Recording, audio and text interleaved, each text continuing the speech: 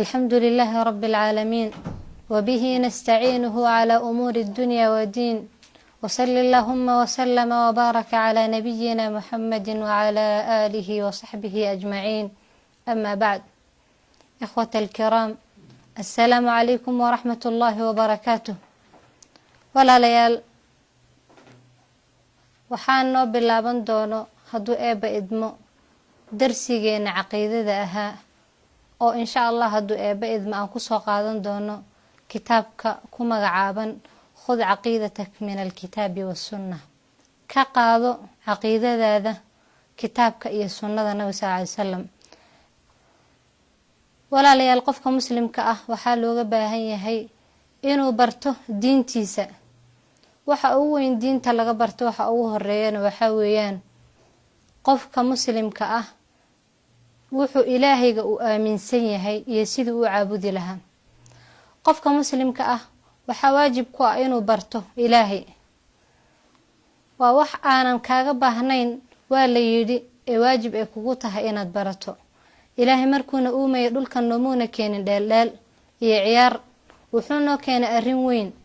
arrintaas oo hadafkeeda uunan ku xaqiiqoobaynin haddaad tahay qof jaahil ah oonan garanaynin, kuma suurtageli karta inaad ilaahay sidii dhabta ahayd u caabudo. saa darteed waa ilaahay waa markuu qur-aankiisa ku leeyahay innamaa yakhsha allaha min cibaadihi alculamaa. allah waxaa ka cabsada uun kuwa yaqaano. marka qofka muslimka ah waxaa looga baahan yahay inuu caqiidadiisa ka qaato kitaabka iyo sunnada nabi sallallahu alayhi wasallam. ma aha hebel baa yidhi heblaa tidhi, waa wuxuu ilaahay yidhi. ilaahay asagaa ku yidhi icaabud, sidanna ii caabud.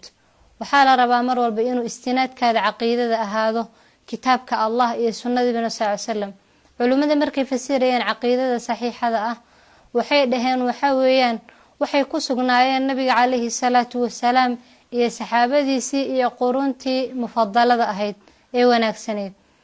qurunta mufadalada ahna waa qarnigii nabi sallallahu alayhi wasallam iyo qarnigii ku xigay kii ku suuxay khayrul quruni qarni thumma alladhina yalunahum bu nabi sallallahu alayhi wasallam yidhi.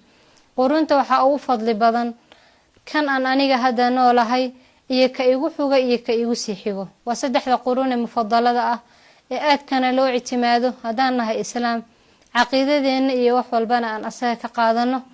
qofka muslimka ah waxaa looga baahan yahay inuu ogaado mar walbo, siiba gabadha muslimada ah, ilaahay inuunan ku uumin ciyaar ciyaariya dheeldheel ee uu ku keenay ifkan uu ku soo saaray inaad asaga caabudo, asaga aad waxido, asaga aad la keli noqoto cibaadooyinkaaga iyo waxaagoo dhan, oodan qof kale ku xidhin, oodan qof kalena usii marin, ee asaga iyo adiga wax idin dhexeeyo aynan jirin.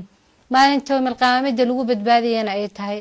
insha Allah darsigeena u horeeyo wuxuu noo bilaaban doonaa maalinta soo socoto iyo kitaabkeena ah khud caqiidatak min alkitaabi wassunnah.